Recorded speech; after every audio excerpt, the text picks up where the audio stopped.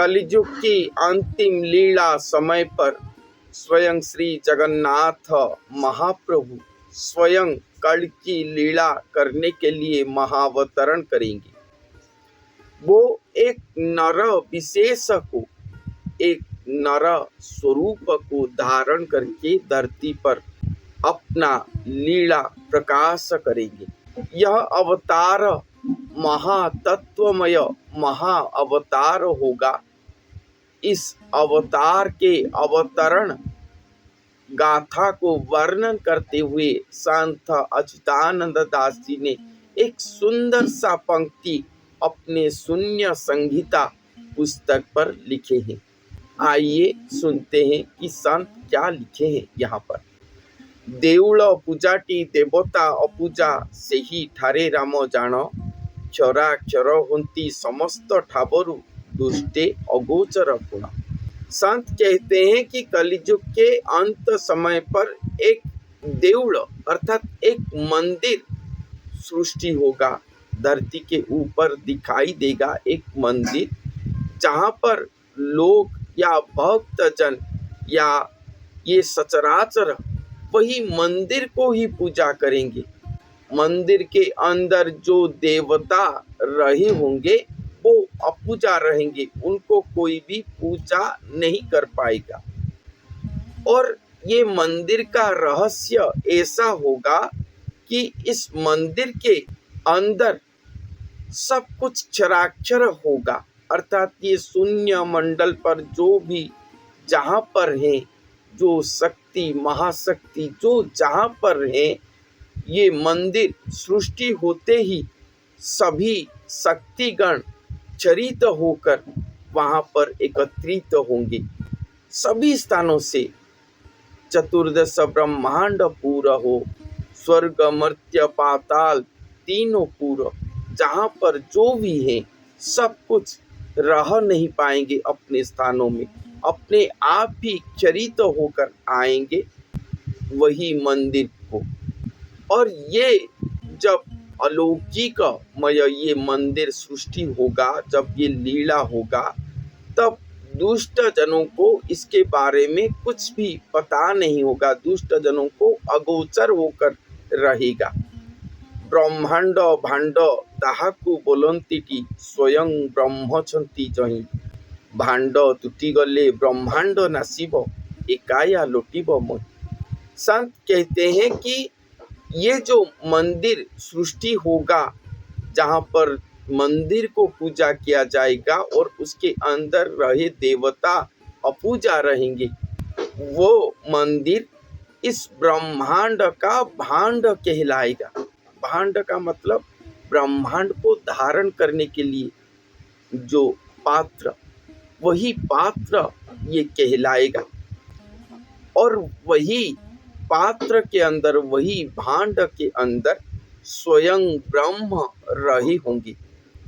और जिस दिन ये भांड टूट जाएगा, जिस दिन ये भांड टूट जाएगा, उस दिन ये मंदिर के अंदर रहे देवता की काया धरती पर प्रकाश होंगे, दिखाई देगा, और ये पूरे ब्रह्मांड को नाश कर देगा।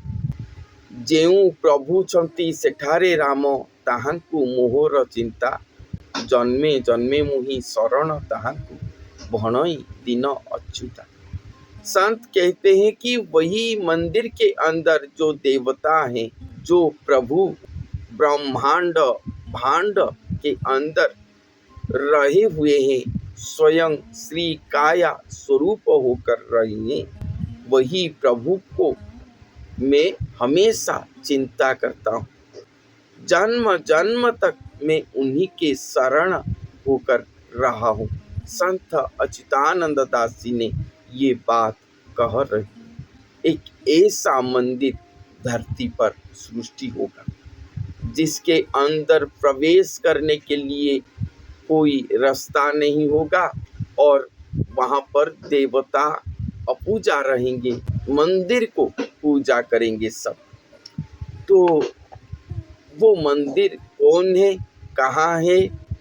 संत ने ये बात को लिख रहे हैं। बड़ देउल बोली जहा निश्चय से तोहर काया। संत कह रहे हैं ये बात, बड़ देउल जो है वो सुनिश्चित ही तुम्हारे काया है। बड़ देउल किसको कहते हैं? श्री मंदिर, पूरी जगन्नाथ मंदिर को बड़ देउल कहते हैं, श्री मंदिर कहते हैं। नीलगिरी नीलाद्रि भवन, जहाँ पर स्वयं सृष्टिकर्ता श्री जगन्नाथ महाप्रभु पूजा पाते हैं, वही बड़ देउल है। बाकी सब मंदिर ये बड़ देउल कहा जाता है। तो संत कहते हैं कि ये जो मंदिर कलियुग के अंत समय पर दिखाई देगा, जहाँ पर सचराचर से क्षरित होकर आकर सब एकत्रित होंगे, मंदिर पूजा पा रहा होगा, देवता खुद उसके अंदर अपूजा होकर रहे होंगे, वो मंदिर श्री मंदिर तुल्य होगा और एक मनुष्य का काया शरीर ही वो मंदिर कहलाएगा। अर्थात कलियुग के अंत समय पर एक नर शरीर ही वो मंदिर कहलाएंगे और वही देह मंदिर के अंदर स्वयं श्री जगन्नाथ महाप्रभु देवता स्वरूप होकर बैठे होंगे। वही मानव शरीर के अंदर स्वयं ब्रह्म विराजमान होंगे और वही ब्रह्म स्वरूप पर इस ब्रह्मांड के जितने भी शक्ति हैं, जहाँ पर भी हैं, सब चरित होकर वहाँ पर आकर रहेंगे। और जिस दिन वो भांड पूर्ण हो जाएगा, ससंपूर्ण हो जाएगा और ये मंदिर का द्वार खुल जाएगा, उसी दिन वो देह पर जो देवता वास करे हैं, अपने ज्योतिर्मय काया स्वरूप को लेकर वास करे हैं, उनके काया धरती पर दिखाई देगा। जिस काया को देखकर ये कली काल अंत होगा, श्री सत्य युग सुप्रतिष्ठित होगा। उसके बाद संत लिख रहे हैं कि ताना में पूजिबो दियों को जेणु से खेल गुपत। संत कहते हैं कि वही व्यक्ति, वही नर विशेष के नाम को धारण करके सभी स्वयं श्री जगन्नाथ महाप्रभु की पूजा करेंगे। वही नर विशेष, उन्हीं के स्वरूप को सब ध्यान करके उन्हीं के शरण में जाके उसके बाद भगवान की आराधना करेंगे, भगवान की पूजा करेंगे। क्यों ऐसा करेंगे? क्योंकि वो नर ही श्री भगवान के काया स्वरूप तो है ही, वो ही भगवान के महागुप्त महा अवतरण खेल में रहे थे। गुप्त खेल उन्हीं को लेकर ही हुआ था। वो ही लीलांग है, वो ही श्री गुरु स्वरूप है। जैसे हम गुरु आश्रित जन भगवान को पूजा करने से पहले, उनके आराधना करने से पहले हम अपने गुरु के श्री चरण वंदना करते हैं। गुरु जो नाम हमें दिए होंगे, वही नाम को धारण करके हम भगवान के आराधना करते। उसी तरह वही मनुष्य के स्वरूप को ध्यान करके उनके चरणाश्रित होके उन्हीं के नाम को धारण करके हम भगवान के पूजा करेंगे। क्योंकि वही नर ही बड़ देउल श्री मंदिर हैं, उन्हीं के शरीर के अंदर ही श्री जगन्नाथ महाप्रभु होंगे, जिनके पास जाने के लिए हमें वही नर स्वरूप ही एकमात्र माध्यम है। उनको त्याग करके हम भगवान के पास जाएंगे तो भगवान कभी भी ग्रहण नहीं करेंगे, क्योंकि वो नर विशेष अपने महाप्रेममय महासाधना के द्वारा स्वयं निराकार स्वरूप स्वयं भगवान को अपने सृष्टि चक्र के अंदर देह धारण करने के लिए मजबूर कर लिए। अपने प्रेम साधना के कारण इतना प्रेम की पुकार वो दिखाए कि स्वयं भगवान आए धरती पर, निराकार अनाकार शब्द से स्वयं साकार स्वरूप धारण करे, वो भी महागुप्त में, वही नर के शरीर के अंदर वास करे, वही नर के साथ एकाकार एकात्म एक शरीर होकर अपने काया को सुप्रतिष्ठित करे। देखने में स्वयं श्री जगन्नाथ महाप्रभु नरदेही होंगे, मगर वो साकार सहित वही निराकार स्वरूप पर ही विद्यमान होंगे। ऐसे स्वयं श्री जगन्नाथ महाप्रभु अपना महालीला करेंगे धरती पर। जो भक्त जन उनके वो दिव्य श्री जगन्नाथाय महास्वरूप को देखने में सक्षम होंगे, वो सब मोक्ष प्राप्त कर पाएंगे। इसलिए वो नर विशेष स्वतंत्र नर स्वरूप, उन्हीं के चरण पर सब आश्रय जाएंगे। अभी तो वो महागुप्त पर कहीं पर हैं धरती पर। जब वो प्रकाश होंगे, जो लिखा गया है कि जब ये भांड टूट जाएगा, अर्थात ये जो माया का पर्दा डाल के भगवान लीला कर रहे हैं, गुप्त लीला, इसका समाप्ति घटेगा और स्वयं प्रकाशित तो होंगे, तभी सब पहचानेंगे उन्हें। तब तक हमें इंतजार करना चाहिए।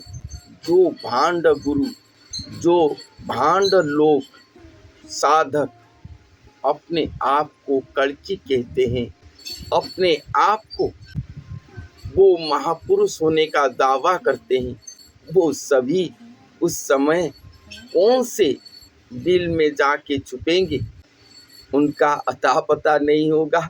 उन सभी का अंतिम समय, सर्वनाश समय वहीं से शुरू हो जाएगा। इसलिए इस तरह की लोगों से दूर रहे।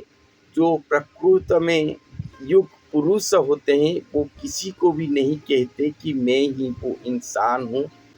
वो अपने कर्म के द्वारा अपने आप को सुप्रमाणित करते हैं। कौन से कर्म वो करके सुप्रमाणित करेंगे? अपने शरीर पर स्वयं श्री महाकाया श्री जगन्नाथ श्री महाप्रभु को महाप्रकट करके वो अपने कार्य सुसमापन करेंगे। उसी दिन से ही श्री जगन्नाथ महाप्रभु की सुशासन, प्रत्यक्ष सुशासन धरती पर आरंभ होगा। यही बात स्वयं श्री अच्युतानंद दास जी ने अपने भविष्यवाणी ग्रंथ पर लिखे। जाने से पहले एक बात, मेरे द्वारा ये पुस्तक लिखा गया है श्री सत्य गाथा भाग 1 हिंदी, जहाँ पर संत अच्युतानंद दास जी के 3 पुस्तक इंद्र गोविंद गीता, अनंत गोई और गुप्त खेदा मालिका, ये 3 भविष्य मालिका पुस्तक को हिंदी में ट्रांसलेट किया गया है। इस पुस्तक पर पहले ओडिया मूल पंक्ति, उसके बाद वो पंक्ति को किस तरह से उच्चारण करें हिंदी में, उसके बाद उसका भावार्थ क्या है, ये लिखा गया है। और ये पुस्तक कलियुग के अंतिम लीला समय के ऊपर वर्णित है। जो व्यक्तिजन सज्जन इस पुस्तक को पढ़ने की इच्छुक रखते हैं, वो मेरे व्हाट्सएप नंबर पर मुझे कांटेक्ट कर सकते हैं या डायरेक्ट अमेज़न से खरीद सकते हैं। अमेज़न पर आप अगर हिंदी भाषा में लिख के श्री सत्य गाथा भाग 1 लिख के सर्च करेंगे, तभी मेरे पुस्तक आपको शो होगा और वहीं से आप खरीद सकते हैं। तो आज के लिए इतना ही। धन्यवाद।